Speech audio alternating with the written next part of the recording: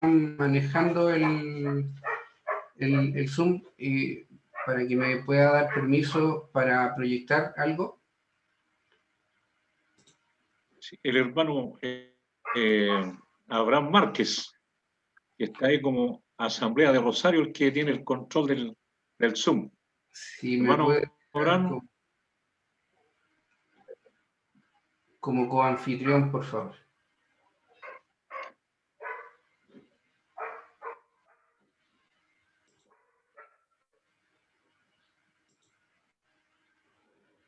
Y ahí. Abraham, ¿puede escuchar? Ya lo colocó Francisco, ya lo colocó de conflicción. Ahí ya estamos, ok. Ya, como les decía, muy buenas tardes a todos. Muchas gracias por la invitación. Un agrado realmente estar con ustedes en esta tarde. Les invito a leer en el libro del Éxodo, en el capítulo 28. Y voy a comenzar la lectura desde el versículo 1. Éxodo, capítulo 28 y versículo 1.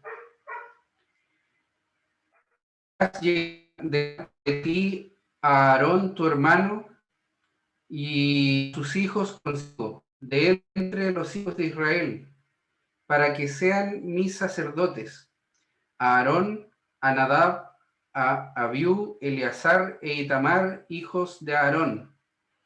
Y harás vestiduras sagradas a Aarón, tu hermano, para honra y hermosura. Y tú hablarás a todos los sabios de corazón, a quienes yo he llenado de espíritu de sabiduría, para que hagan las vestiduras de Aarón para consagrarle, para que sea mi sacerdote. Las vestiduras que harán son estas: el pectoral, el efod, el manto, la túnica bordada, la mitra y el cinturón. Hagan pues las vestiduras sagradas para Aarón tu hermano y para sus hijos, para que sean mis sacerdotes. Hasta aquí por el momento en la lectura de la palabra del Señor. Bueno, quería confirmar si se escucha bien y si se ve la presentación. ¿Sí? Se escucha bien y se ve muy bien ahí el sumo sacerdote Aarón. Muy bien. Bueno, eso obviamente es una ilustración. Voy a saber uno si es que Aarón era de esa forma, pero lo que vamos a estudiar la voluntad del Señor en estas reuniones de los días viernes, en estas 4 reuniones, van a ser las vestiduras del sumo sacerdote. Y uno se preguntará por qué estudiar este tema. El Señor en Juan, el capítulo 5, versículo 39, dice: escudriñad las Escrituras, porque a vosotros os parece que en ellas tenéis la vida eterna, y esta es la frase que quiero subrayar, y ellas son las que dan testimonio de mí. Y yo quisiera hacerles una pregunta, hermano, usted o hermana, cuando usted lee la Biblia, cuando usted escudriña la Biblia, busca a la persona del Señor, busca el testimonio del Señor, porque lo que dice el Señor es que las Escrituras son las que nos dan testimonio de Él. Y quisiera hacer un comentario antes de empezar.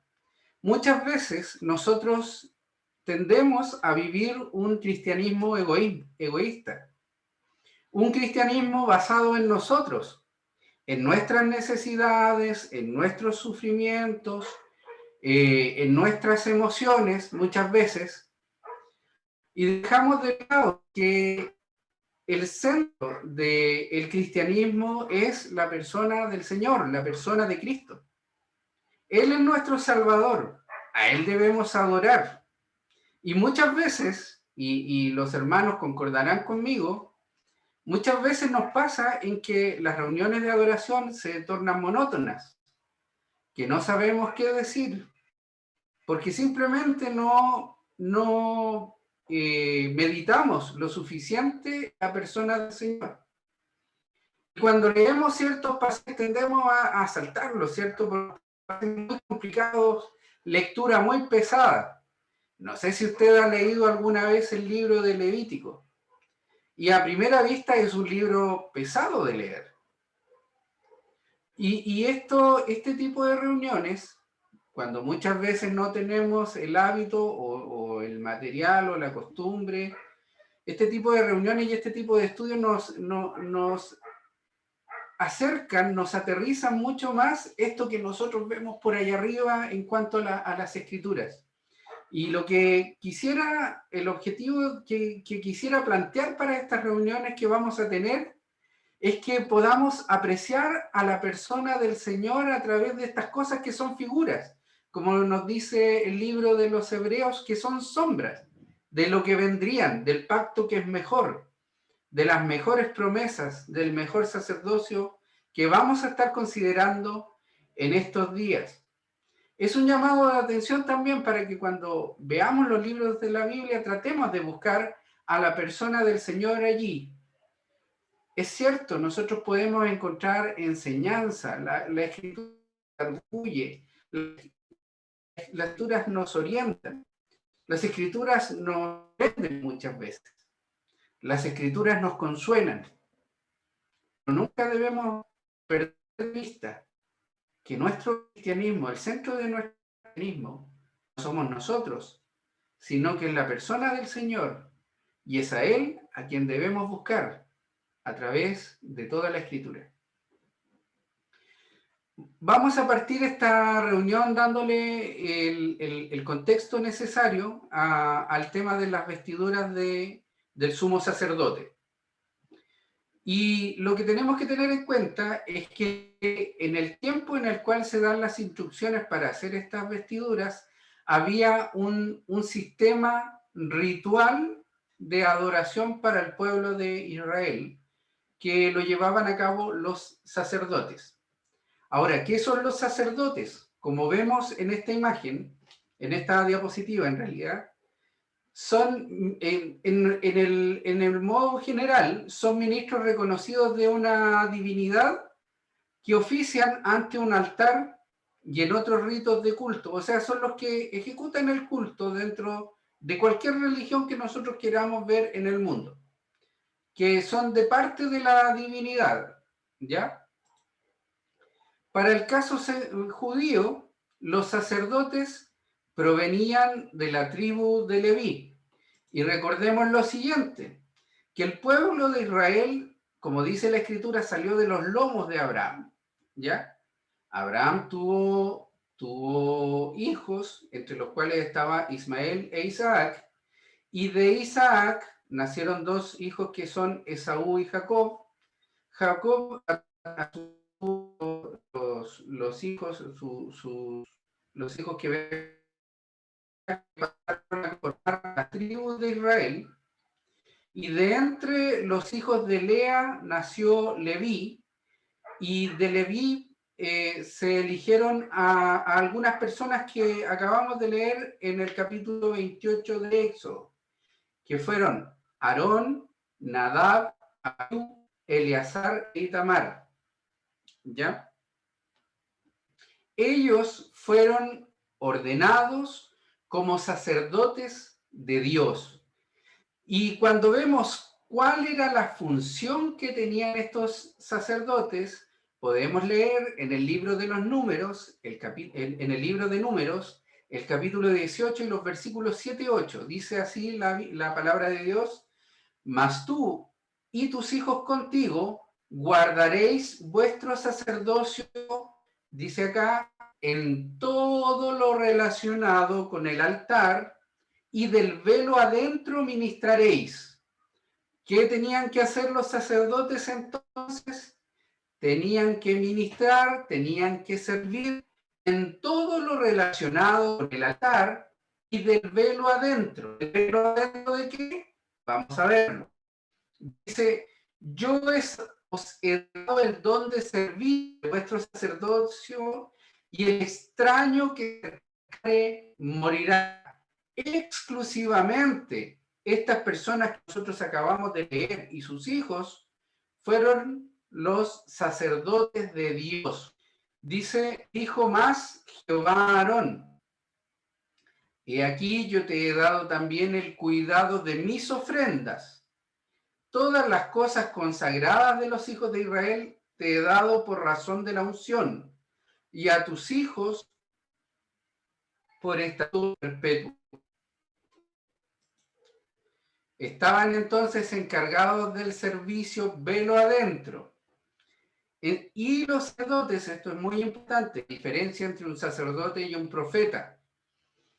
El sacerdote representa al pueblo ante Dios, a diferencia del profeta, quien representa a Dios ante el pueblo. Era un representante entonces del pueblo ante Dios, era un intercesor, un intermediario. Aquí es donde, por ejemplo, aparece la palabra pontífice. La palabra pontífice significa constructor de puentes. Era quien hacía un puente entre el pueblo y Dios. Bueno, se leía entonces que el servicio de ellos estaba velo adentro. ¿Y velo adentro de qué decíamos? Velo adentro de esto que vemos acá, esta carpa que tenía varios velos en realidad, y que, o sea, estaba cubierta de varias capas, pero tenía un velo que separaba dos lugares. Un lugar era el lugar santo y el otro lugar era el lugar santísimo. Esta carpa que nosotros vemos se llamaba tabernáculo.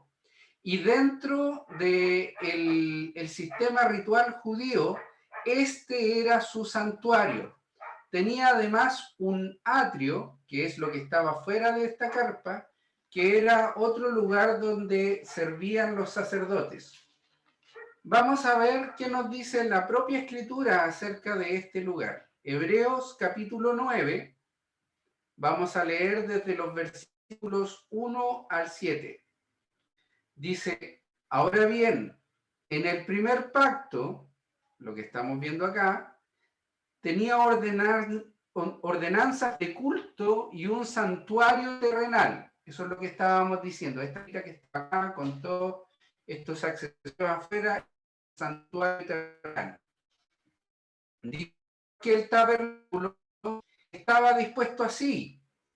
En la primera parte, llamada lugar santo, estaban el candelabro, la mesa y los panes de la proposición.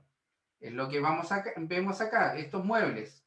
En la primera parte, dice acá, estaban el candelabro, la mesa y los panes de la proposición. Y tras el segundo velo, que es lo que vemos acá, dentro de este tabernáculo, dice, estaba la parte llamada el lugar santísimo. Hebreos capítulo 9, versículo 4 dice lo siguiente, el cual tenía un incensario de oro y el arca del pacto cubierta de oro por todas partes. En la una urna de oro que contenía el maná, la de Aarón reverdeció y las tablas del pacto. Y sobre ella los querubines de gloria que cubrían el propiciatorio, de las cuales cosas no se puede hablar no se puede ahora hablar en detalle. Y así dispuestas las cosas, en la primera parte del tabernáculo entran los sacerdotes continuamente para cumplir los oficios de culto. Los sacerdotes podían entrar al atrio y podían entrar al lugar santo, que era esta primera parte del tabernáculo, dice permanentemente, continuamente, para cumplir los oficios de culto. Y tenían que cumplir obligaciones con estos tres muebles que acabamos de leer, el incensario de oro, el arca del pacto, eso está en el lugar santísimo, perdón, el candelabro, la mesa y los panes de la proposición. en este lugar podían entrar los sacerdotes de manera continua. En el versículo 7, en la segunda parte, que es la que está dentro, solo el sumo sacerdote una vez al año, no sin sangre, la cual ofrece por sí mismo y por los pecados del pueblo. Entonces, dentro de los sacerdotes había un sacerdote especial llamado el sumo sacerdote. Y este sumo sacerdote era la única persona autorizada para entrar al lugar de más adentro, tras este segundo velo, para mismo y entonces, para poder entender lo de las vestiduras del sumo sacerdote, tenemos que entender entonces que había un grupo de sacerdotes ordenados por Dios, descendientes de Aarón y sus hijos, ¿ya? En ese grupo había un sacerdote especial. En el tiempo de Aarón era Aarón, después le sucedieron otros descendientes de él, quienes oficiar velo adentro una vez al año, ¿ya? Entonces veíamos acá que había un lugar santo donde podían entrar los sacerdotes en general, el lugar santísimo donde solamente podía entrar el sumo sacerdote. Bueno, este sacerdote especial llamado sumo sacerdote, que solamente él podía entrar al lugar santísimo una vez al año, tenía dos tipos de vestiduras. La vestidura que llevaba puesta durante todo el año y que eran conocidas como las prendas doradas, que son las que vamos a leer en Éxodo el capítulo 28 y las que vamos a estudiar. Pero también llevaba otras vestiduras, que estas no eran de colores como las que vimos en Éxodo capítulo 28. Estas eran solamente vestiduras blancas. Y esas vestiduras blancas, solamente un día en el año, el día de la expiación. Cuando ustedes hablan, todavía se habla en Israel, en tiempo actual, del Yom Kippur, día de la expiación. Y llevaba 4 prendas que no eran de colores, como decíamos, sino que eran blancas. Eran vestiduras de lino y consistían en la túnica, los calzoncillos, la mitra y el cinto, que estaban hechas de lino blanco. Esto lo podemos leer en Levítico, el capítulo 16, versículo 4. Bien, volvamos ahora a lo que acabamos de leer en Éxodo, en el capítulo 28. Dice que en el versículo 2 de Éxodo 28, dice: y harás vestiduras sagradas a Aarón tu hermano para honra y hermosura. La primera cosa que vemos acá es que estas vestiduras especiales eran solamente en este caso para Aarón. Solamente la llevaba el sumo sacerdote, no los sacerdotes en general. Y el propósito de estas vestiduras, dice acá, que eran para honra y hermosura. La honra nos habla de esplendor y la hermosura nos habla del adorno, ¿ya? Del ornamento. Algunos comentaristas dicen que la hermosura en este caso nos habla de la vida del Señor en la tierra, que uno puede ver, puede apreciar. La vida del Señor en realidad era algo muy hermoso para su padre. Su padre lo veía desde el cielo y decía: este es mi hijo amado, en quien tengo complacencia. Se complacía el alma el alma, por así decirlo, de Dios, o Dios, ¿no? en su ser íntimo, en realidad. Y la honra tiene que ver con el esplendor, con lo que nos deja anonadados, ¿ya? Entonces, tenemos que diferenciar, porque todas estas cosas que nosotros vamos a ver son figuras de lo que vendría. Las vestiduras nos hablan, el oficio del sacerdocio nos habla del Señor. Las ofrendas nos hablan del Señor. Y aún las vestiduras del sumo sacerdote nos hablan del Señor. Todas estas cosas son figuras. Y debemos detenernos a pensar entonces de que si estas vestiduras eran para honra y hermosura, no nos hablan entonces de lo que es el sacrificio en la cruz del Señor, del papel que cumplió en su sacrificio en la cruz. En la cruz, el Señor estaba siendo la víctima inocente por nuestros pecados. No tenía nada sobre su cuerpo, sobre el madero. Era perfecto, inocente, santo, sin mancha. Isaías 53, versículo 2, dice: subiré de nuevo delante de él como raíz de tierra seca. No hay parecer en él ni hermosura. Le veremos más atractivo para que le deseemos. El Señor en la cruz no era que lo veían meneando la cabeza. No había hermosura en él. No había esta gloria resplandeciente que se manifestó en el monte de la transfiguración, por ejemplo. Él era como una raíz de tierra seca. Fue desfigurado de tal manera, a su parecer, entre los hombres en la cruz. No, las vestiduras del sumo sacerdote no tienen que ver con este momento de padecimiento del Señor que Él sufrió en favor nuestro en la cruz. Tienen más bien que ver con el oficio que el Señor desarrolla en este momento. ¿Usted sabía, hermano, hermana, que el Señor en este momento Él trabaja? Y sabía además que si Él está trabajando en favor suyo.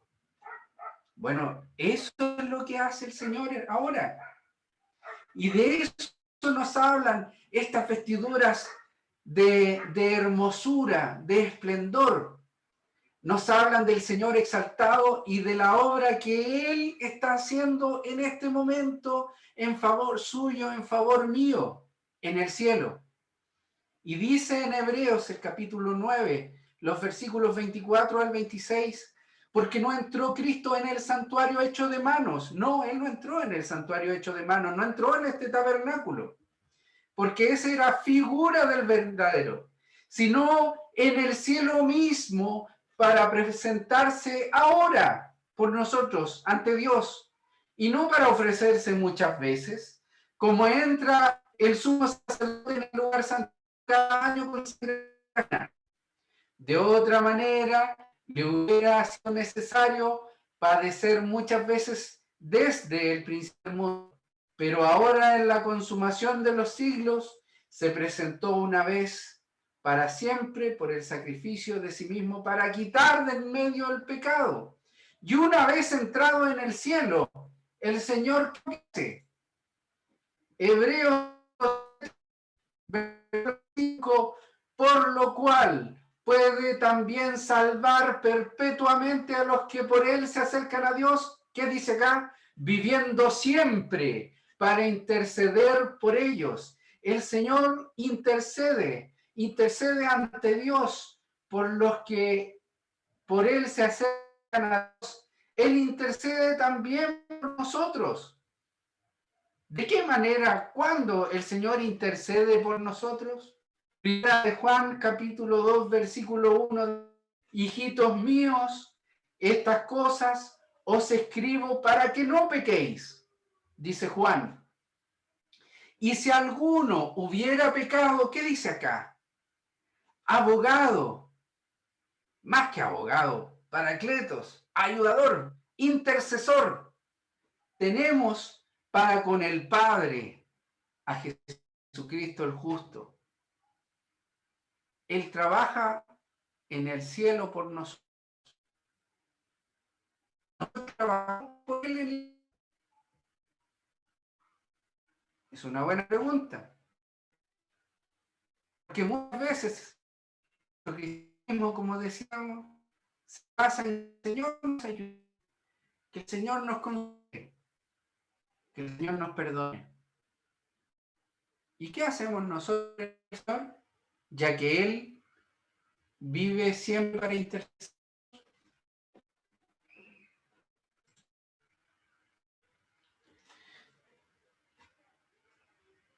Cristo es nuestro gran sumo sacerdote.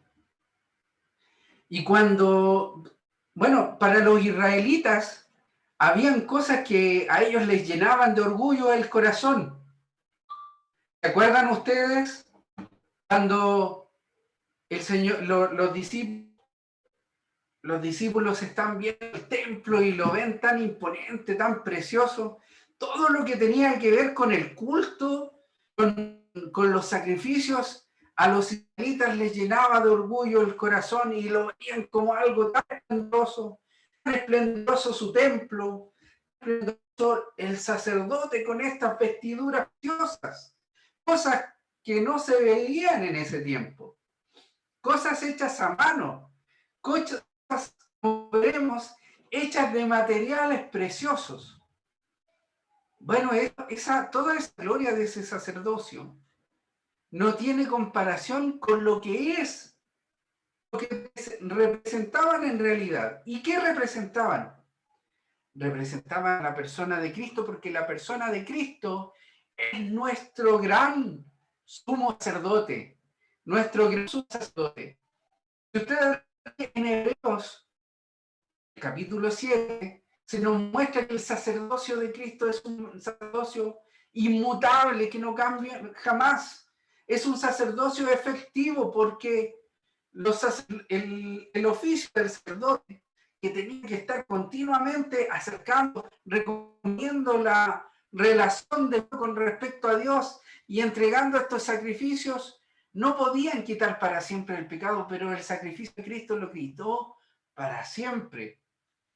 Es perpetuo, es para siempre, es perfecto. El versículo 26 de Hebreos 7 nos lo dice, y es todo suficiente. Y de estas cosas son las que hablaremos ahora cuando veamos las vestiduras del sumo sacerdote. Y aquí vemos a este sumo sacerdote. Bueno, ustedes si quieren después navegar por internet y ver ilustraciones, cada ilustración va a depender de la forma en que el ilustrador se lo imagine con respecto a las escrituras. Estas cosas nos ayudan a entender, no son el objeto mismo. Nadie tiene una foto de las vestiduras del sacerdote de aquella época, así que van a haber variaciones entre las distintas ilustraciones que nosotros podamos encontrar, pero es para que nos ayuden a entender mejor, porque estas prendas que tenía el sumo sacerdote nosotros no las usamos en nuestra cultura, ni las usamos en este tiempo. Miren, vamos a leer en Éxodo, el capítulo 28, y vamos a comenzar ahora en el versículo 4.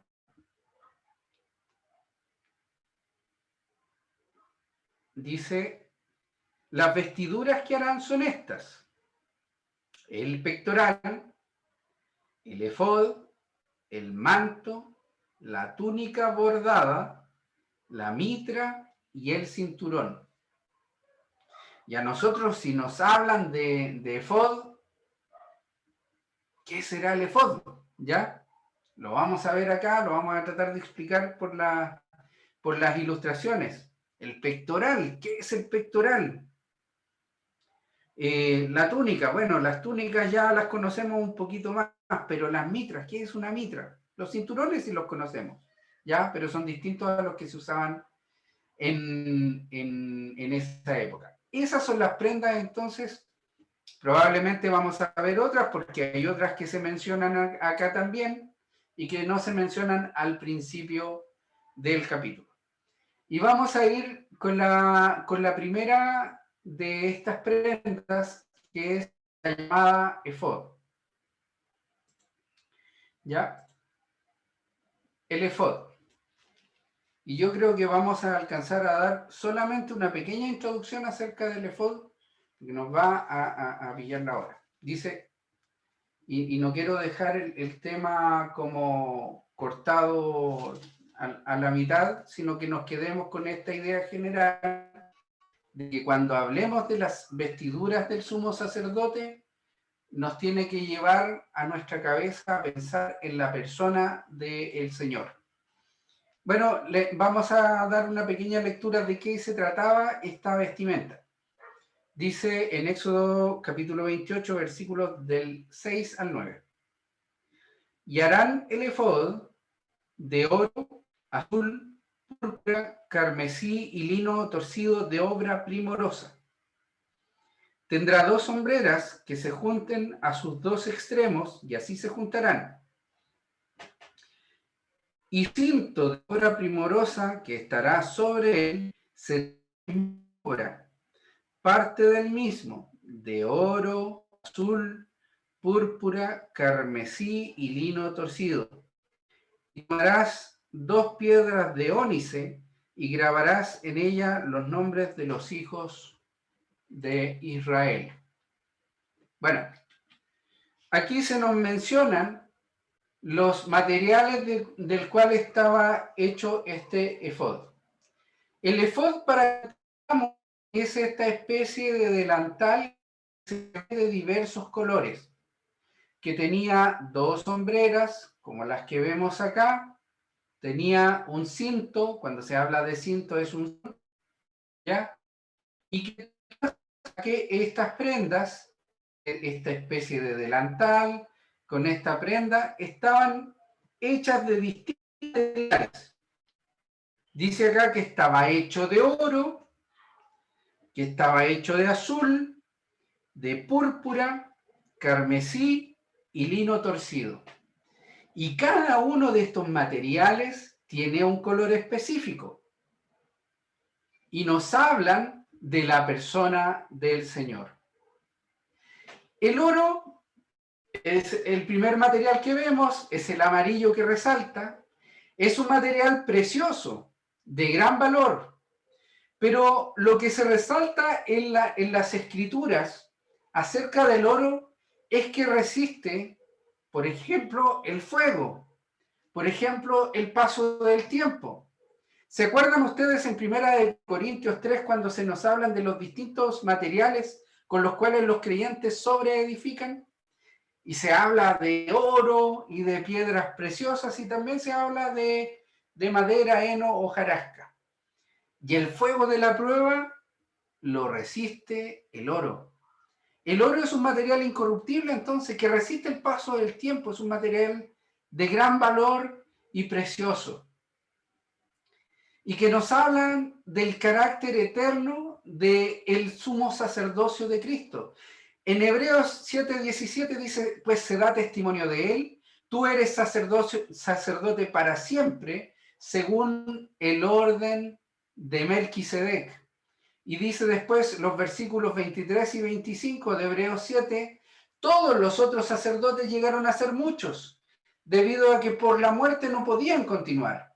Mas este, por cuanto permanece para siempre, tiene un sacerdocio inmutable, por lo cual, y esto es lo hermoso de los atributos del sacerdocio del Señor, que todos los atributos del sacerdote no son solamente para que les veamos y los glorifiquemos, sino para que nos alegremos porque tienen que ver con cosas que Él nos ha dado a nosotros.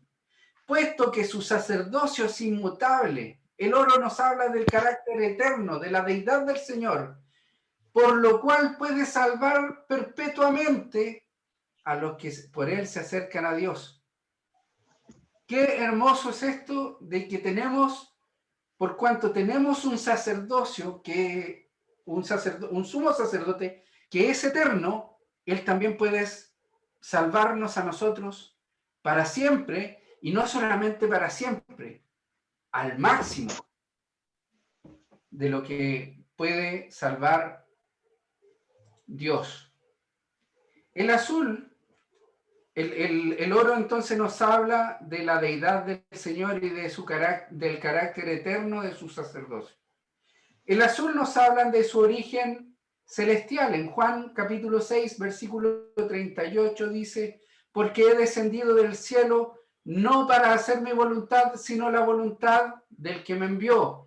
El sumo sacerdote nuestro, a diferencia de los sumos sacerdotes del Antiguo Testamento, él es el que descendió del cielo y el que dio al cielo, el que se sentó a la diestra de Dios. La púrpura nos habla de autoridad. Estos son significados que los sacamos de la propia Biblia para no estar suponiendo según nuestro propio criterio. En Daniel 5, versículos 29, dice que Belsasar mandó vestir a púrpura. Dice, y poner su un cordero y proclamar que él era el tercer señor del reino. La púrpura era con lo que se vestían los reyes, los que tenían autoridad. Nos habla de autoridad y de realeza.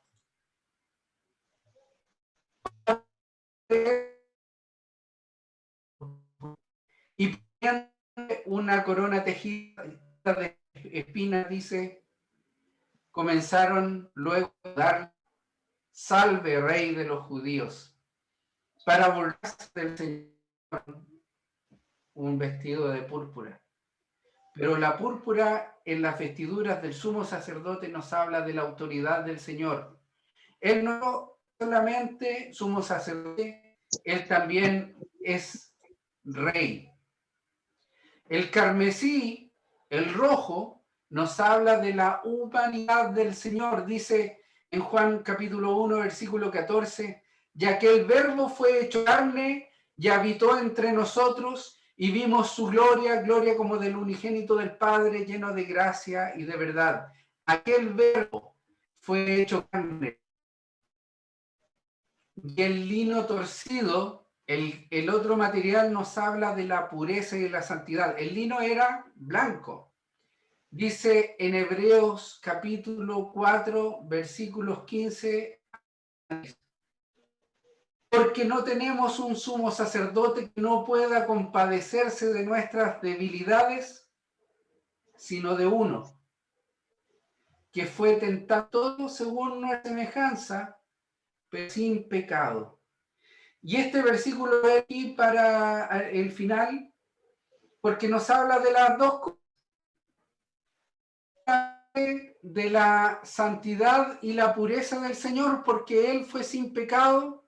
Él era sin pecado antes de venir a la tierra, fue sin pecado mientras vivió en medio de toda la maldad, sino que Él es sin pecado ahora que está en el cielo. Pero lo importante es esto: no tenemos un sumo sacerdote que compadecerse de nosotros, sino de uno que fue tentado en todo según nuestra semejanza. El carmesí nos hablaba de la perfecta humanidad del Señor. El Señor, cuando estuvo aquí en el mundo, Él sintió hambre y sed.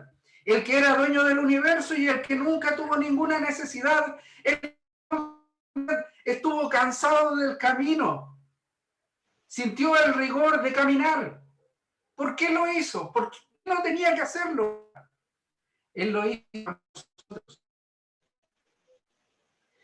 Y Él lo sufrió todo de nosotros. Hay una canción en inglés que la he citado muchas veces cuando he hablado de este tema, que dice, y si Dios fuera uno de nosotros, y si Dios fuera uno de nosotros, extraño como uno de nosotros. Querido hermano, querida hermana, y cualquier persona, amigo o amiga que nos escuchas, Dios fue como nosotros, tentado en todo según nuestra semejanza. Y algunos dicen, es que Dios no sabe lo que es el sufrimiento. Yo sí que he sufrido. ¿Eres tú de sufrimiento al lado del Señor? Tú tienes una casa. El Hijo del Hombre no tenía dónde recostar su cabeza. Tú tienes muchas más comodidades que tenía el Señor cuando vivió en este mundo. Que tú, lo que es que ni tu propia familia crea,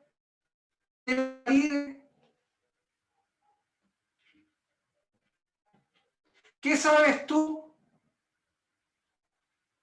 lo que es ser un espectáculo para la gente? ¿Qué sabes tú de que todo te trate de loco, te traten de endemoniado, que te traten de tener pacto con el diablo, que te den vinagre en vez de agua cuando tengas sed, que te golpeen con una caña en la cabeza, que te escupan en la cara? ¿A ti te han escupido alguna vez en la cara? ¿A usted lo han escupido alguna vez en la cara? ¿Qué sabe usted de que una multitud le esté gritando que es un impostor mientras tenga las manos y los pies clavados? ¿Que le pongan una corona de espinas y un manto para burlarse de él? ¿Se han burlado de usted alguna vez? Pero nunca se han burlado de la manera que se burlaron del Señor de la Gloria cuando estuvo en el mundo. Usted dice que sabe de sufrimiento. Usted no sabe lo que es el sufrimiento al lado del sufrimiento de la persona del Señor. Él sufrió tantos dolores en este mundo mientras vivió y también cuando fue clavado en la cruz. La burla, el odio, el que lo quisieran matar. ¿A usted lo han perseguido para matarlo? Al Señor sí lo persiguieron. Y lo entregaron. Y le acusaron injustamente. Y le alzaron entre el cielo y la tierra. Y todos se rieron y se burlaron de él. Y ni aun su familia creía en él.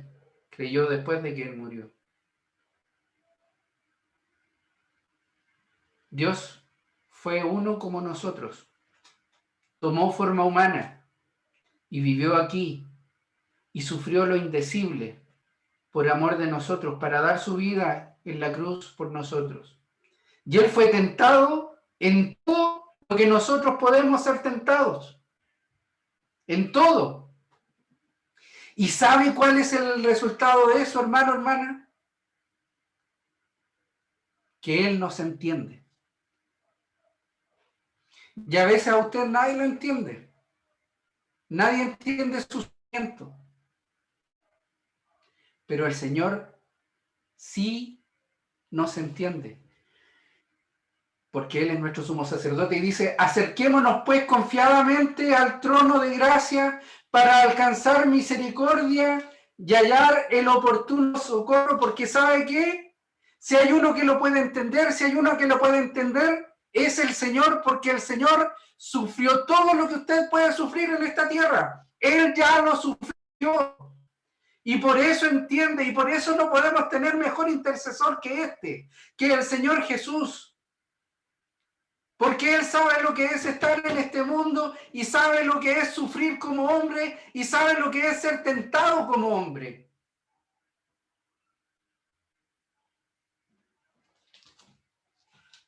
Leo los versículos a continuación acá que salen en Hebreos capítulo 7. Perdón, a continuación de Hebreos capítulo 4, en el capítulo 5. porque todo sumo sacerdote tomado de entre los hombres es constituido a favor de los hombres en lo que a Dios se requiere, para que presente ofrendas y sacrificios por los pecados, para que se entre paciente con los ignorantes y extraviados, puesto que Él también está rodeado de debilidad. Y por eso no podemos tener un mejor intercesor ante el Padre. Y por eso no podemos tener un mejor sumo sacerdote, porque no hay nadie que nos pueda entender mejor que la persona del Señor Jesucristo, y por eso nosotros podemos acercarnos confiadamente al trono de gracia para alcanzar la misericordia y hallar gracia para el oportuno socorro. ¿Usted a quién se dirige cuando tiene problemas? ¿A quién se está dirigiendo cuando tiene una dificultad? ¿A un amigo, a una amiga, a un padre, a un hermano, a una hermana? Tenemos a nuestro sumo sacerdote y podemos acercarnos confiadamente al trono de gracia, porque allí está uno, en el trono de gracia está uno que intercede a favor nuestro y que nos entiende mejor que nadie.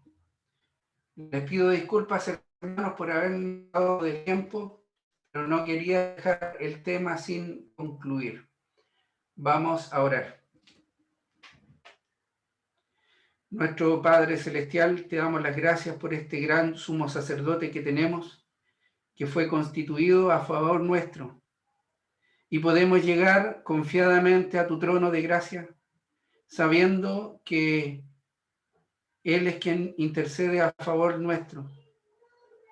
Tenemos confianza en llegar a ti con nuestras enfermedades, porque Él cuando estuvo aquí en el mundo las sanó. Y sabe lo que significa, y sabe lo que significa el dolor de la muerte para un ser humano. Él lo vio enfrente de la tumba de Lázaro y vio a Marta y a María y a los hombres en el luto y lo sintió. Él supo lo que es el hambre, lo que es la sed, lo que son las necesidades. Gracias te damos por Él. Queremos dejar en tu presencia a los enfermos que ya se mencionaron al principio de la reunión, y también por esta palabra de la cual hemos hablado, por la cual agradecemos y rogamos que también haya cabida en nuestros corazones. En el nombre del Señor, amén.